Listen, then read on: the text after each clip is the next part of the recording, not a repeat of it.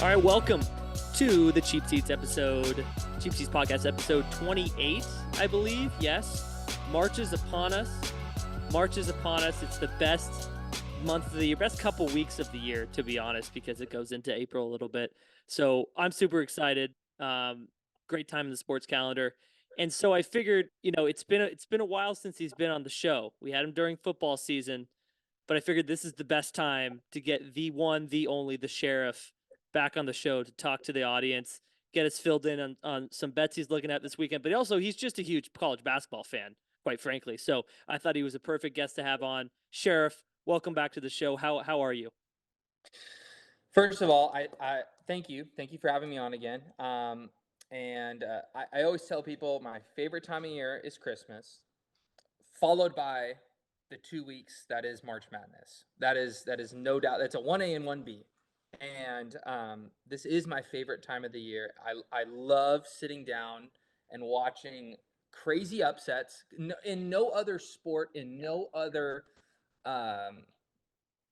type of environment do we get these underdogs, these huge upsets. So I just love college basketball in general.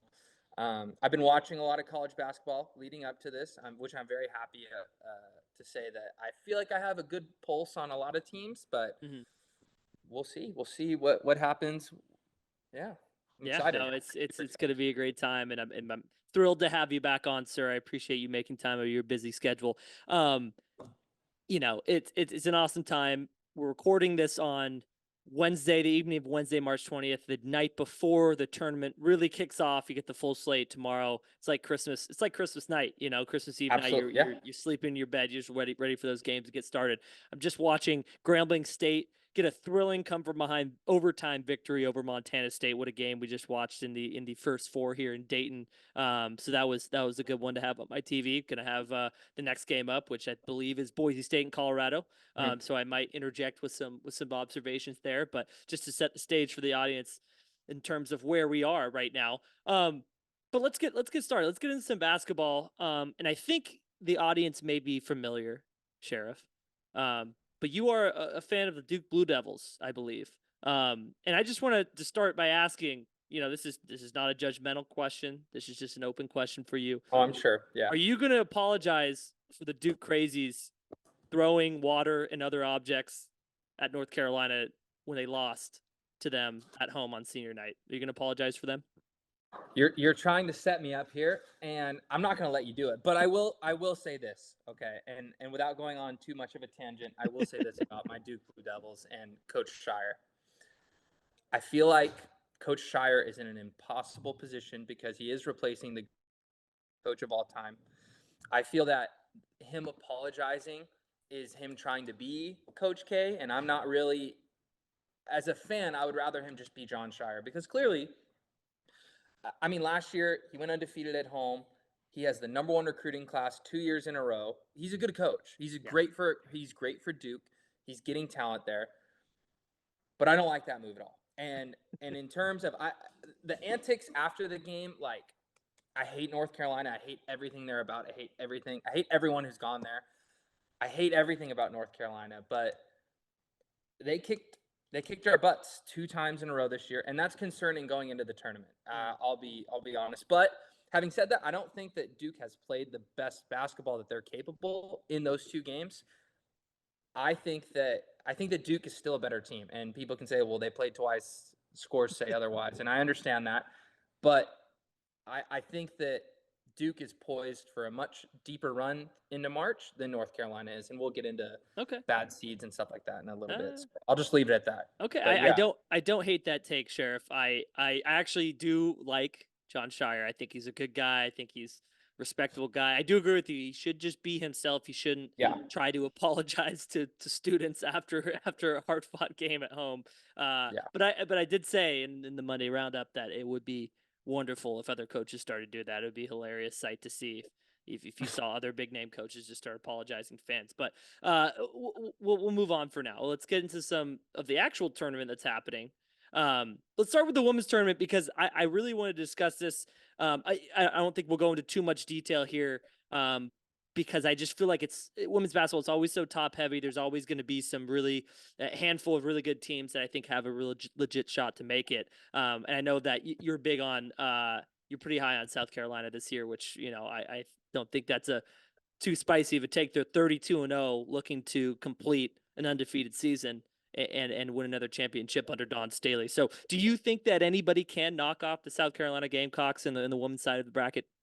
Well, I think it would be naive to say that they're just gonna run away with it, because I think, just going off of what I said earlier, that there's upsets all the time. Like, Caitlin Clark goes for 65. Like, Iowa could easily beat anyone. I think that obviously LSU, like, that wasn't like a gimme. I mean, Tennessee almost beat them in the SEC championship, so they're not like UConn was 4 or 5 years ago, where they were that level of dominance, where you're not catching a point spread within 10, right? Like, they're not that dominant. I will say that I think that South Carolina is the most complete team, and that's why I really like them the most. But anyone can beat anyone in March. That's the best thing about it. I think that when you have the best player in your team, like, I'm specifically talking about Iowa now, Caitlin Clark could beat any single team in the country, and she's by far the best player in college basketball, like, without a doubt.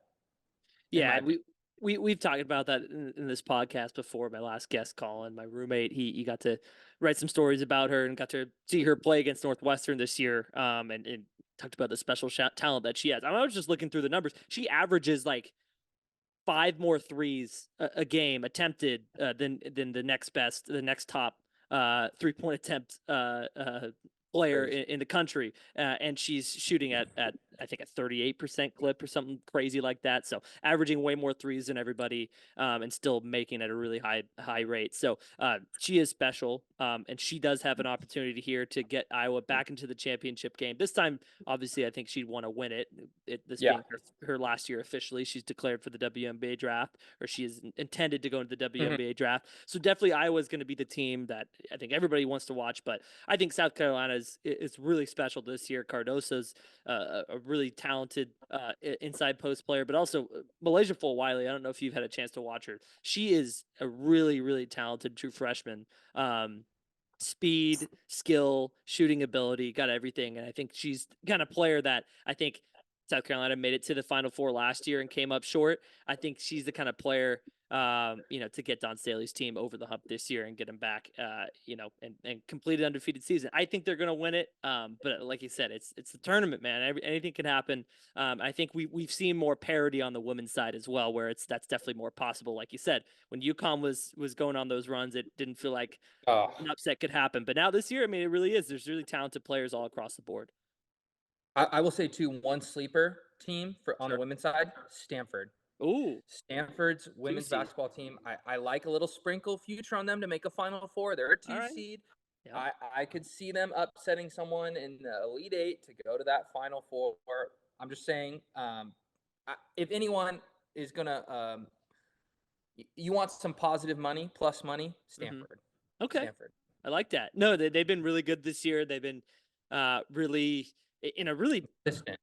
Really good, consistent in a strong Pac-12 this year. And I was going to mention that Pac-12 have 7 bids this year, which I don't know is totally out of the ordinary for the Pac-12, but I was just impressed with just how high these bids are. I mean, USC is a 1 seed; they won the they won the Pac-12 tournament, and UCLA is a 2 seed, Oregon State's a 3 seed. There's just talent up and down the conference, and it's last year, sadly again.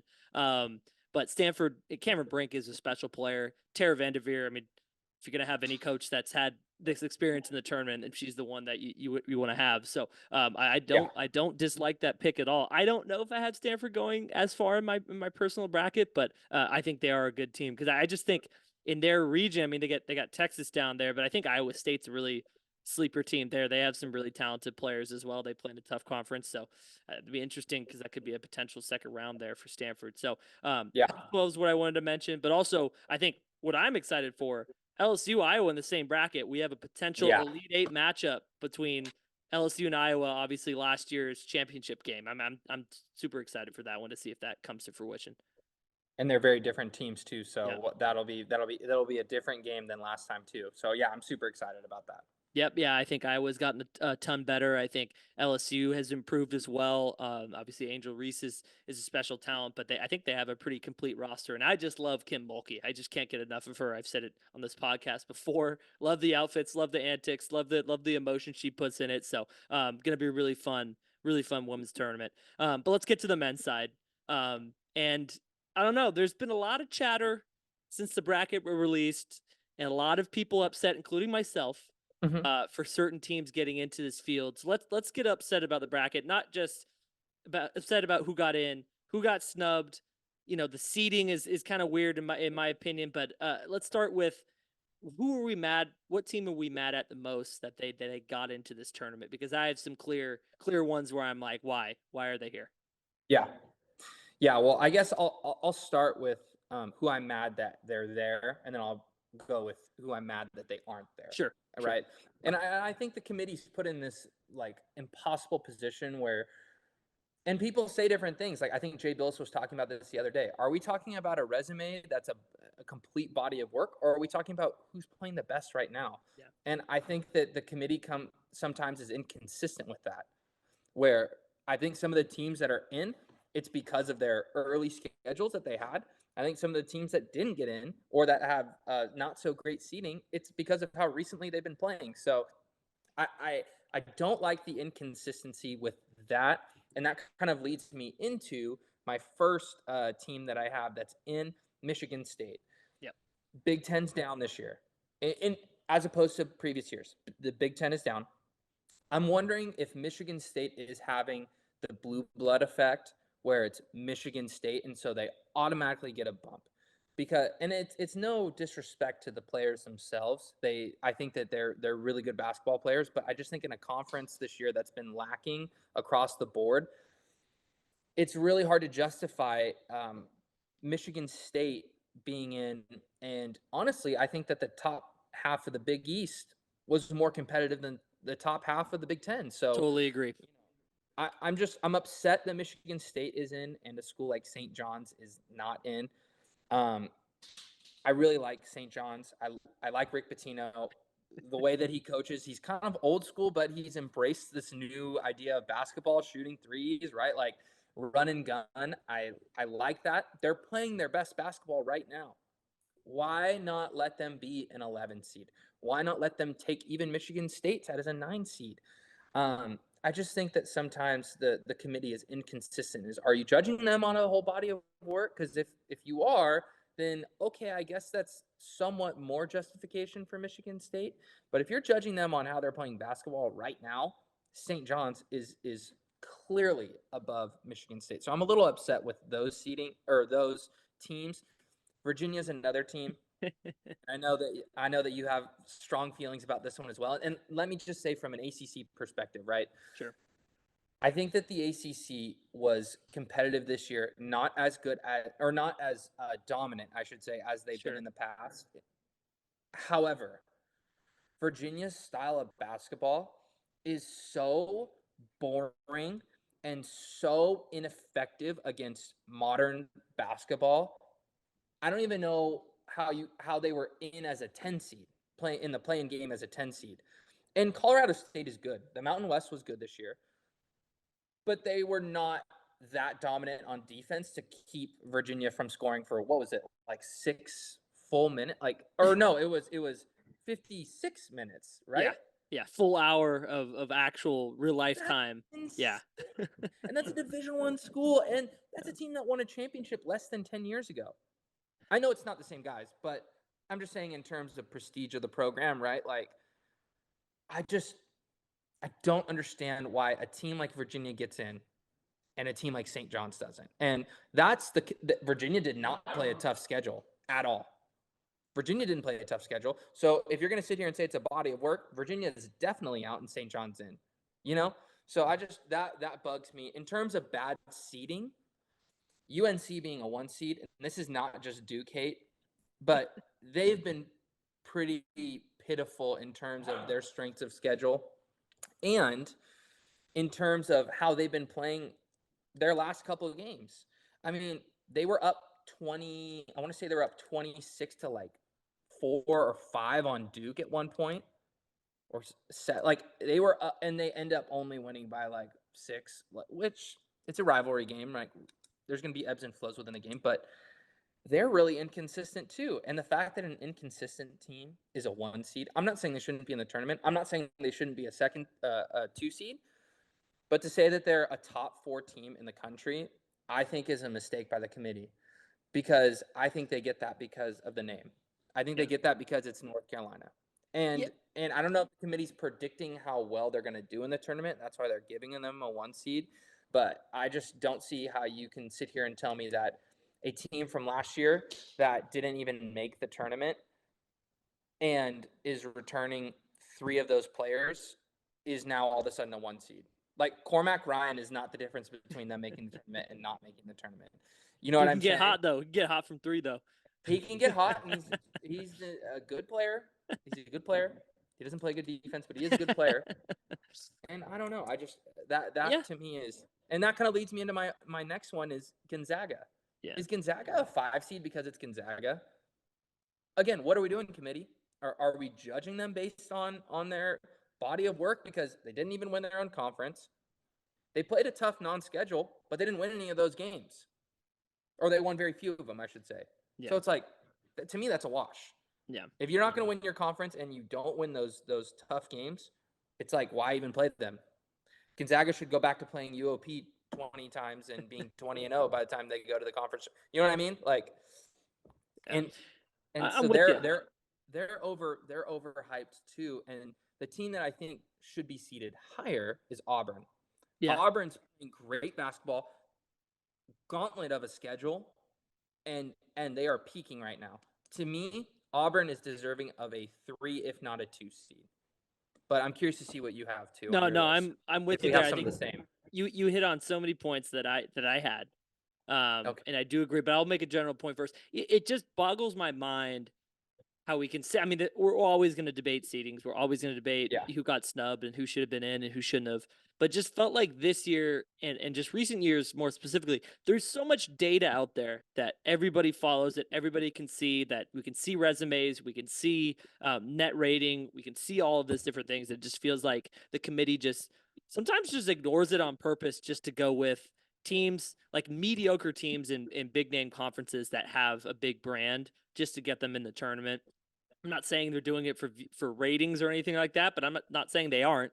I just feel like it just takes away from maybe lesser known teams that I just feel like are just better. There's better teams this year. They're, like you said, playing better basketball at this point in time, and I feel like you're deserving to get in. So that's just my overall point. It's just I don't understand what kind of data we're using to and the criteria we're using to get a team like Michigan State and a team like Virginia in, which I'm gonna have to push back a little bit with you. I think the ACC was just terrible this year. I think overall, it's obviously Duke and North Carolina are very good, and NC State had a great run in the tournament, but I just feel like, I don't know, top to bottom, I felt like it was really shaky, and especially in the non-conference scheduling. So even that was more reason for me to say, why is Virginia in this tournament?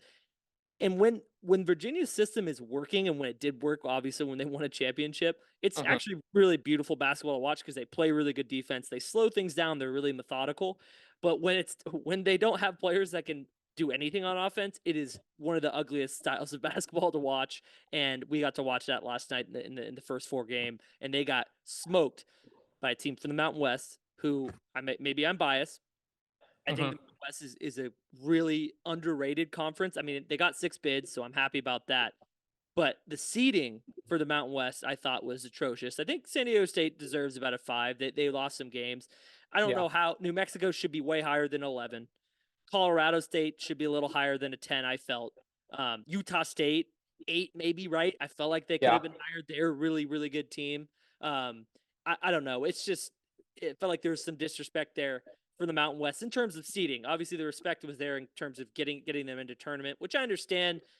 Recent history hasn't been kind of the Mountain West in the NCAA tournament outside of State. So I understand the hesitation. I just felt like in terms of, if you look at the net, if you look at the quality, of those rosters and the wins they put together, they beat each other up because it's a good conference. And there's teams that could win those games against really talented teams in that conference. The ones I just mentioned, Nevada, Boise State's even a good team. We're going to watch them play as well. So I just felt like I just knew that result was coming, seeing Colorado State playing in Virginia, and I was just like, why is Virginia in this tournament? I agree with Michigan State. They were a very middle of the pack Big Ten team that really just got on because of Tom Izzo and the name that they have there. They shouldn't be here. Mississippi State, I like a little more because they play hard. SEC is a good conference. Clemson, though, made me question. I know that they got a 6, though. I just felt like they had some quality wins. Obviously, they beat North Carolina. For them to be that high, I just felt like was wrong as well. So I have some complaints. But I think that the Big East thing is the biggest thing here, because I think it is one of the best conferences in the nation. I think it's probably 2 or 3. Obviously with UConn, they're probably the best team in the country still. At Marquette, Creighton are really, really good teams. I think they're some of the best, and I have them going far in the tournament. But the fact that my fellow Italian American, Rick Pitino, getting persecuted, not letting him into the tournament, when St. John's, like you said, was playing really good ball. They were highly rated in the net. Didn't have a great showing in the Big East tournament, but the Big East is a packed conference, and even Seton Hall. Yeah. I mean, they were impressive this year. They won some games. I just felt like getting only 3 Big East teams in the tournament was kind of a travesty. So I just wanted to lay it out there. I have some real qualms with this tournament, with who's in and who didn't get in. But it's good to see that so far I'm being proven correct by Virginia showing that disgusting performance last night.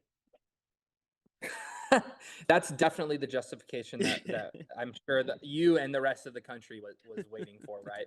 And I guess one just final point for the ACC, right? Because I think that when you look at the ACC top to bottom, are you comparing it to the non-conference that they play, or are you comparing it to the past ACC? Because I think that there's a little bit, not you, I'm just saying like in general, when people think of the ACC, they think basketball. And I think that a team like a Syracuse, even a Pitt that didn't get in, that I think that was right there, that could have gotten in, right? Like playing some good basketball at the end. Even a school like Wake Forest, I think could easily make a push into the Sweet 16. Were they consistent all year? No. And I think that that's a fair criticism of the ACC as being inconsistent, and they cannibalize each other. Yeah. Really, I mean, you have any night an NC State who was middle of the pack all year, even bottom of the pack, all of a sudden wins the ACC. Like, I think that speaks volume to the depth of good basketball being played in that conference. I think that, and even look at how NC State won that ACC tournament. They beat Duke, they beat North Carolina. So they beat the 2 blue bloods of the conference. Yeah.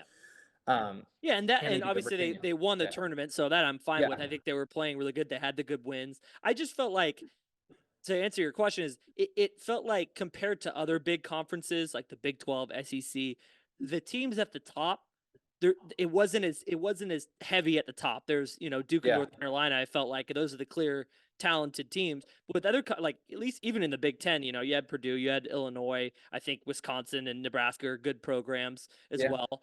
The Big 12, obviously, you have Baylor, you have Iowa State. Yeah, you have those teams, and it just, I don't know. It didn't feel the same for the ACC. It felt like they were just treading more of that middling water all year. I agree. I agree that they were down this year. I agree that they were down this year, but I still think that it's a rich basketball league, and I think that, but I do think that if you threw Syracuse in there, they might get to the Sweet 16. I don't think that's crazy to say. So anyway, I agree though that the ACC not as strong as it's been, and that's a fair point, I think. Yeah. No, I agree to disagree, I guess. But I do have to mention just last thing here. Indiana State. We would have loved to see Kareem Abdul-Jabbar in the tournament, and I think they were deserving too. I just think that those kind of conferences, when you have to win, when you get exactly, you have to win. Which I feel like it shouldn't. The margin shouldn't be that thing, because you've seen with teams like Loyola Chicago, you've seen with teams like VCU. Those, I mean, if you give more teams from those conferences, I'm not saying let every one of them in, but maybe there's one other team in that conference that has a good enough resume where they can get the benefit of the doubt over a team like Virginia or Michigan State, Mhm. in my opinion. I just felt like that was a miss just for an opportunity, just from the type of players that they have, but also just the type of season they had. I felt like they could have easily, got in there and made a run. So that was the one other one I would mention. Yeah. But otherwise, hey, I'm still excited for this tournament. I'm not going to Oh, complain. We're still going to watch some good college basketball. Again, for those sickos out there who, I mean, I'm a fan of the NBA. I'm a fan of of college basketball. I watch both. I don't really discriminate. Sometimes I like one more than the other, depending on what time of year it is. yeah.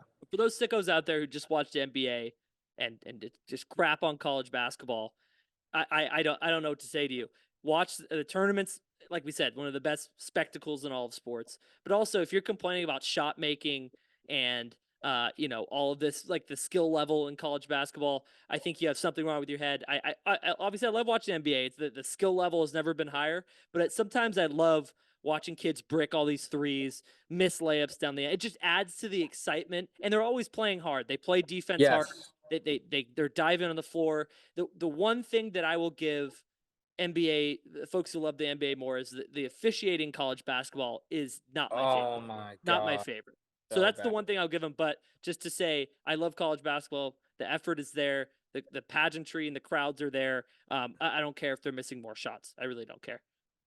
Yeah, you hit it on the head with the officiating. It is so inconsistent. I mean, yeah, look at the Big Ten championship, how Zach Edey was officiated, Yeah. and that'll tell you everything you need to know.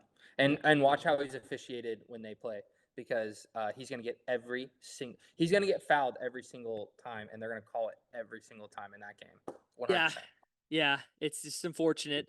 It feels like it's a totally different sport, honestly, from that respect in terms of the Yeah. way it's officiated. So it's just crazy that, and it makes sense. Some of these kids struggle to make the jump to the pros, because I think the officiating might be a part of it, just the difference between them. So Yeah. that's all I'll say about that. But let's talk about just big picture here, Sheriff. Yeah. What kind of storylines are you looking into? Maybe give me one or two that you're really excited about seeing play out in this tournament this Mhm. year.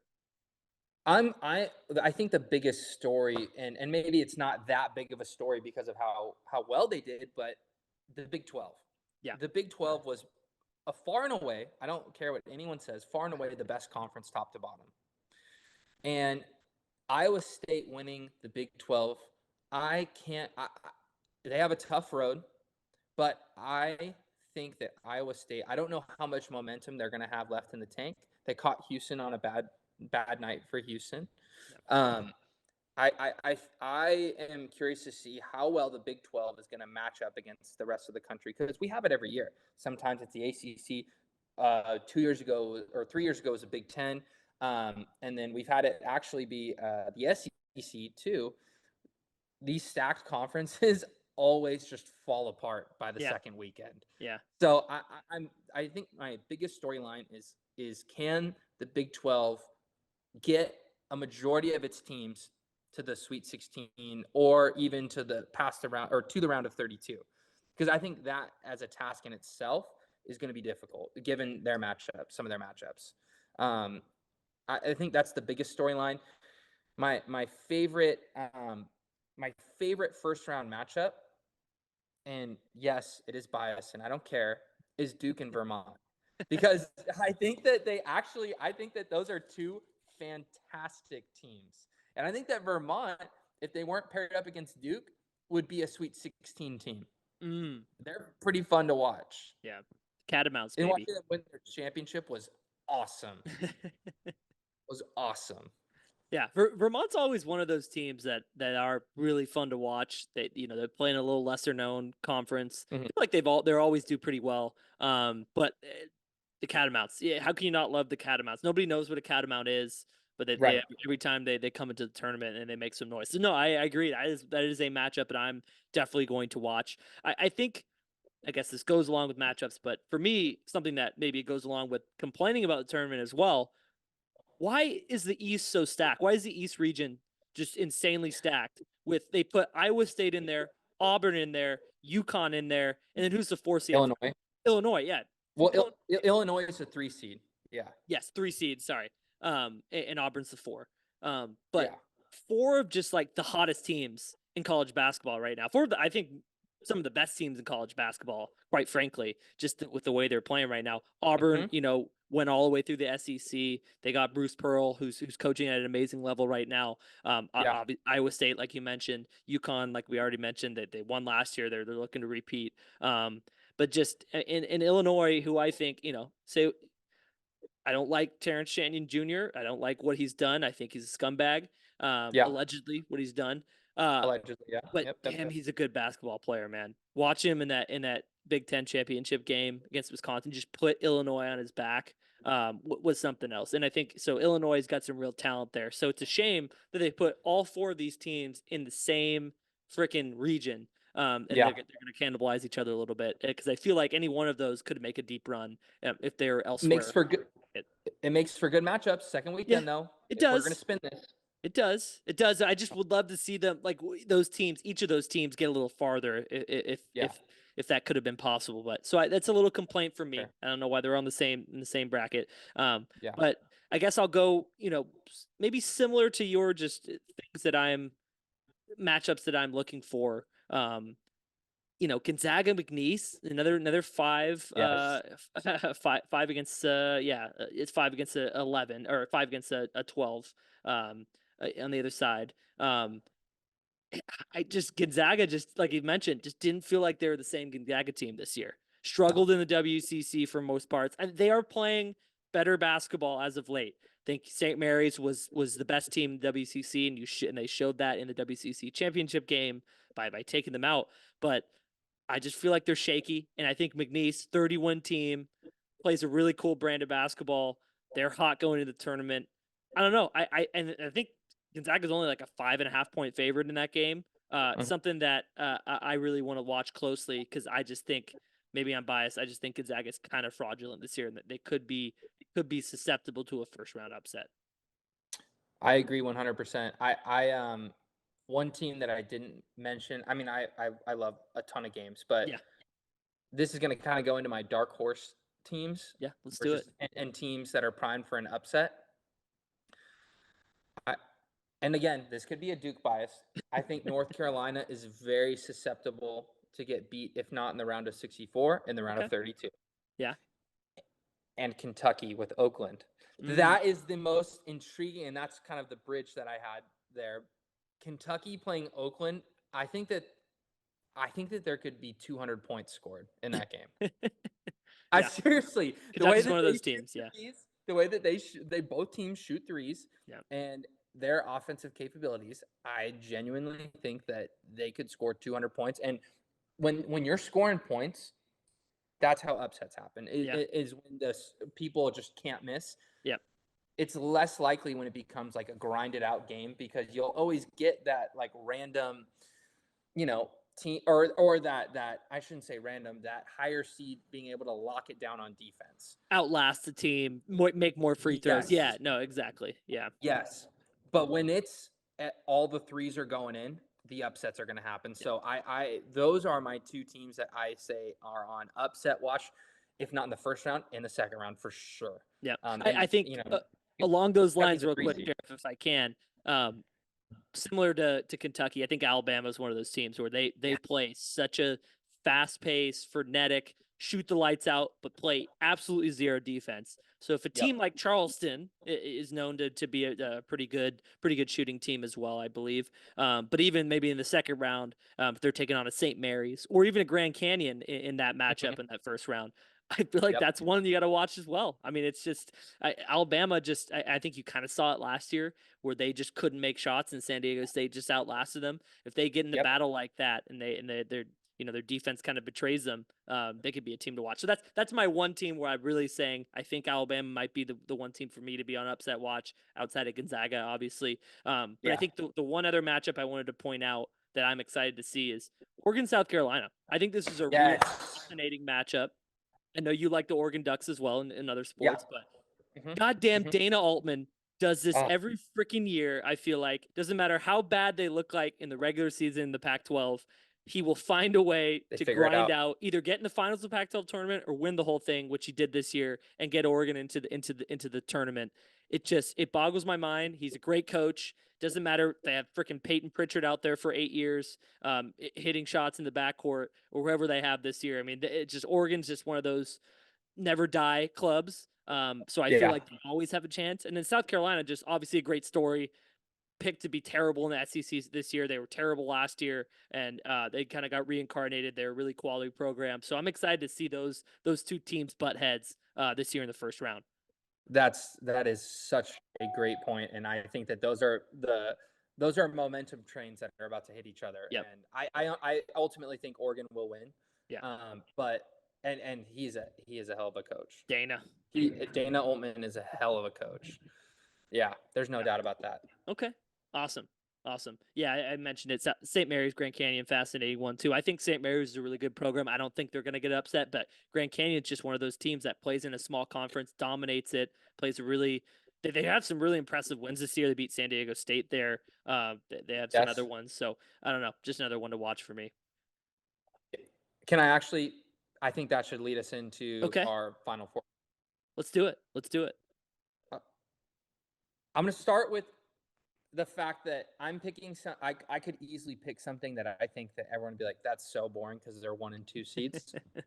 So I'm going to give you a spicier one. Is that Let's okay? do it. Yes, please. Okay. Having said that, the first team that I'm choosing is UConn for my Final Four. Yeah. Most complete team because of their ability to play offense and defense. I like that. Houston is my other team. Veterans. And even though they choked in that Big 12 championship, I think that that's a minor setback. And I think that they're going to get time to warm up to their maximum potential. I really like Houston. My spicy pick, Grand Canyon. Ooh. Grand Canyon. I love Grand Canyon. I love everything about their team. I love their point guard, Grant Foster. He's averaging like 20 points per game.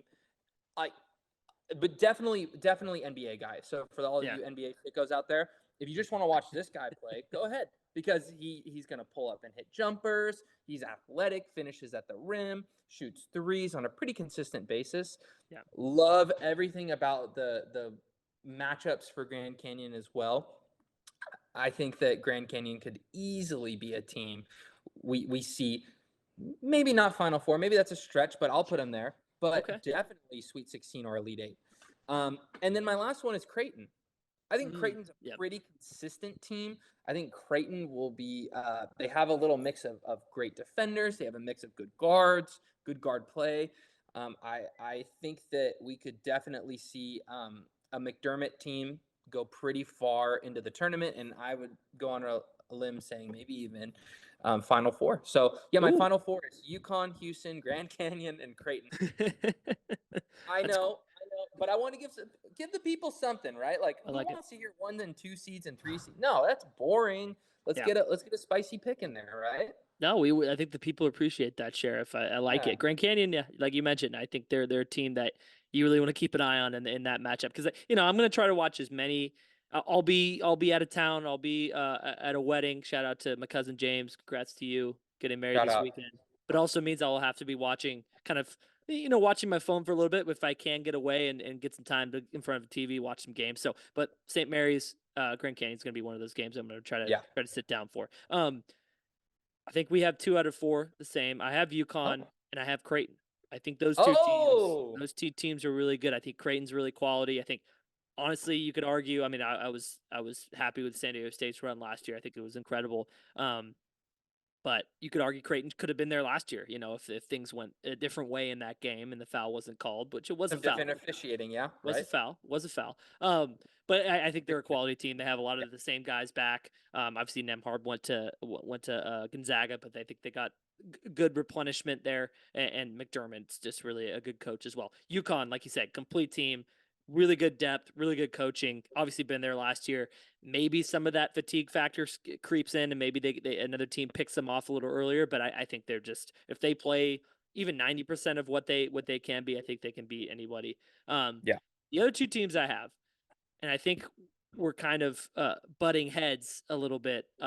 This one, I have New Mexico on my other spot there. Instead of Grand Canyon. I think New Mexico is a really talented team.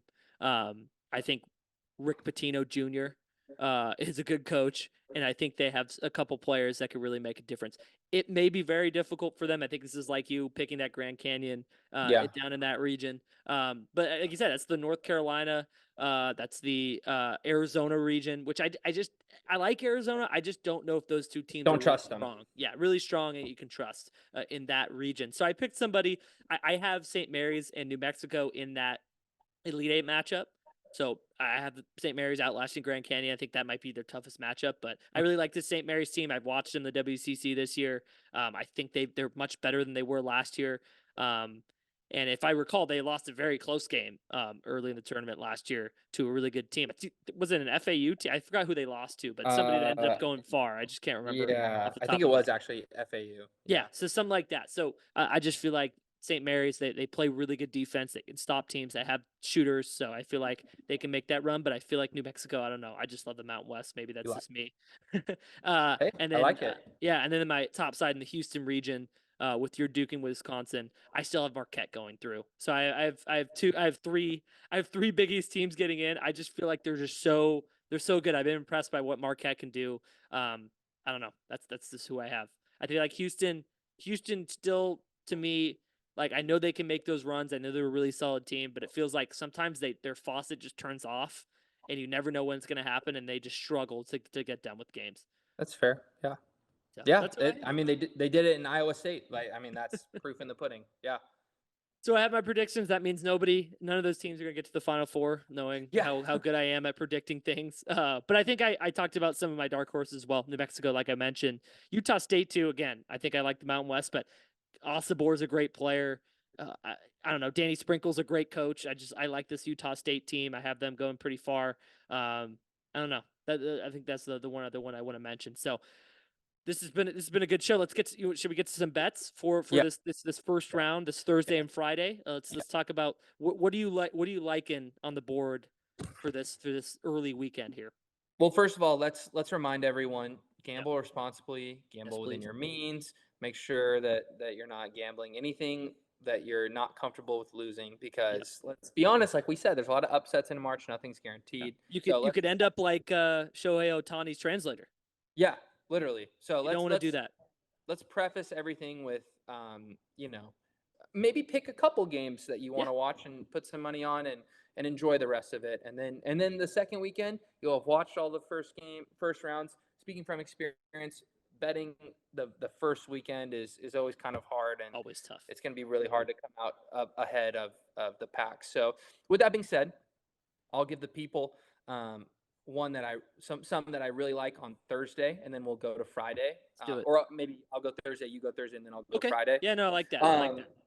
Okay. I really like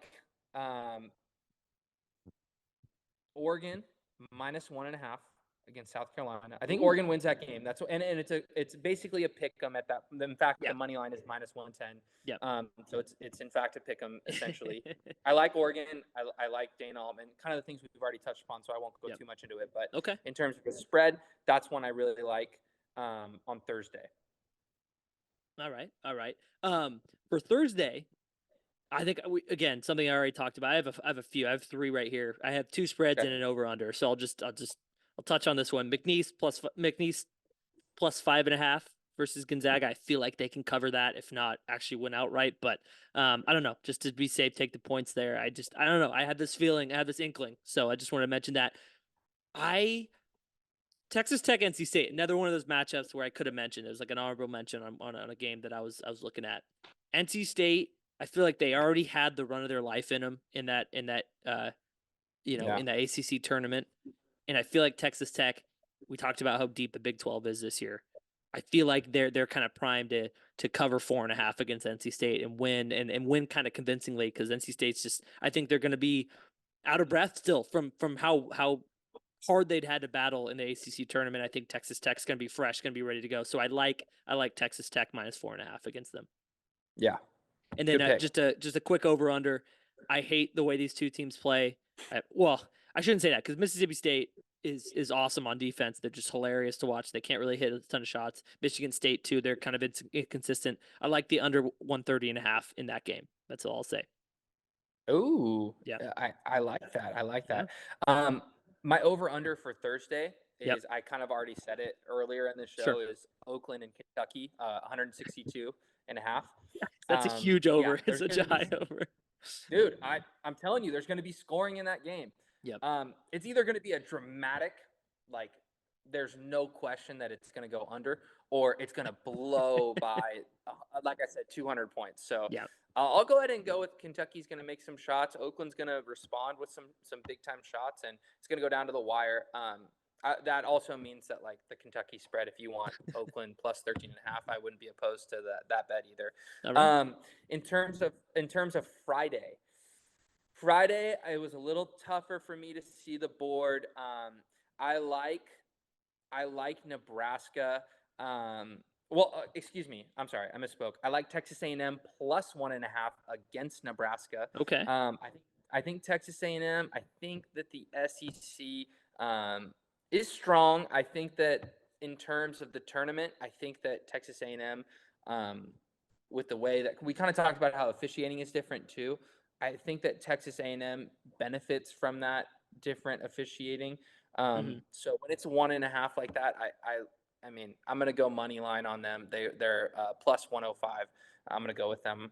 And then Hey, I love Coach Buzz. That's all I'll say. I I think do Coach Buzz is too. a great coach. I do too. And then if you want a little bit of a spicy pick, James Madison to upset Wisconsin in the Ooh, first yep. round, plus Popular five and pick. a half. Popular pick. Yes, yes, yes. And anyone who listens to Pardon My Take, I'm 100%. Selfishly, I want Wisconsin to win so they can play Duke, and I want Duke to obliterate Wisconsin because I'm so sick of Big Cat's trash talking on Duke. I hate him every time he talks about that. So that's just me being selfish. But Grand Canyon being money line against St. Mary's is my other pick, and I like the over in that game as well, 131. St. Mary's I can had the shoot same one. I had the the same one. lights out of the ball. They Yep. can shoot the lights out of the ball, but so can, I mean, I would not be surprised if Grant Foster backpacks them to a victory with 28 or 30 points. Yep. That I could totally see that happening. And I've seen teams with one really good player just kind of bulldoze their way through March Madness. So I love the over in that one as well. Okay. You know what I love? We're seeing the board the same, at least with a couple picks. So I love that. I do have Grand Canyon, Yes, St. sir. Mary's. I think that's the late game Friday. It's like one of the last Yeah. games Yeah. of the first round. So it's a great one just to put the over on, root for some points in that Yes. game and just have a good time. So I love that pick. I was gonna say I want to do some research because I saw so that Kentucky total's high, 162 or so. Yeah. That Alabama Charleston over the line is 173.5. Yeah. That's the highest one of the weekend. So just wanted to point that out there. That's a crazy one. Because you do not see that in college basketball. No. I have two spreads here. I just couldn't. I'll just go with one because the other one I wrote down just as a possible one. Come on. Let's give the No, people. no, no, no, no, Let's no, give the no. people. I'm changing my mind. I don't want to give out a pick. I don't feel good Oh. about because I changed my mind on that one. I don't feel good. It was Yale 12.5 against Okay. Auburn plus 12.5. I don't know if I like that anymore. I think Auburn's a You good just team. think it's Think going to they'll be a ready to closer play. game. You just think it's going to be I a closer do. game. I do. I don't know if Yeah. they cover 12.5. I thought they could make it single digits, but we'll see. Okay. The real pick I have Utah State plus 4.5 at TCU. Again, Yeah. like I said, I like this Utah State team. I think they really have some good players. I think Danny Sprinkle's a great coach. I think the Mountain West is better than people give it. I know TCU is a good team. They're in the Big 12, and they've played well, but I just feel like Utah State can make this really close and get it within 4 points. I think there is at least. I think they can win Yeah. outright, but that's the other bet I like. So. But see, that's kind of what we were talking about earlier, right? Like, Yep. is TCU a favorite because they're in the Big 12, or Yep. are people not respecting the Mountain West? So I think that's fair. I actually really like that pick. I'm gonna jump on that pick with you Yep. if that's all right. Hey, no, ride with me. We'll ride with I'm each gonna other. ride I with you. love this. This I'm is gonna ride with great. you.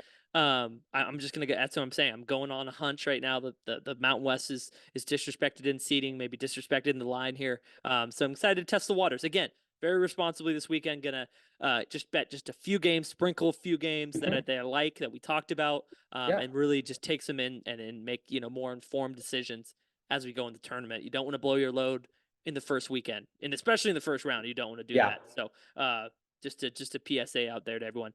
Sheriff, this was fun. This is super fun. It makes me I'm even more excited for the tournament to start now. I'm gonna finish watching this beautiful Colorado Boise State game, which has been close so far. It's been a pleasure to have you back on. Any final departing message you want to send to the Cheap Seats listeners before we tune out?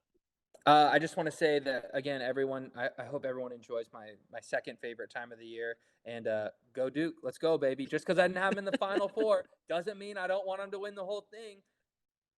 All right, we know, we get it. You're a Duke homer, but I appreciate your insight because it's what I like about you, Sheriff, is that you love Duke, but you're knowledgeable and everything else, and it's awesome to talk college basketball with you. So appreciate you having you on, and hopefully it's not too long until we have you back. You got it. All right, see ya.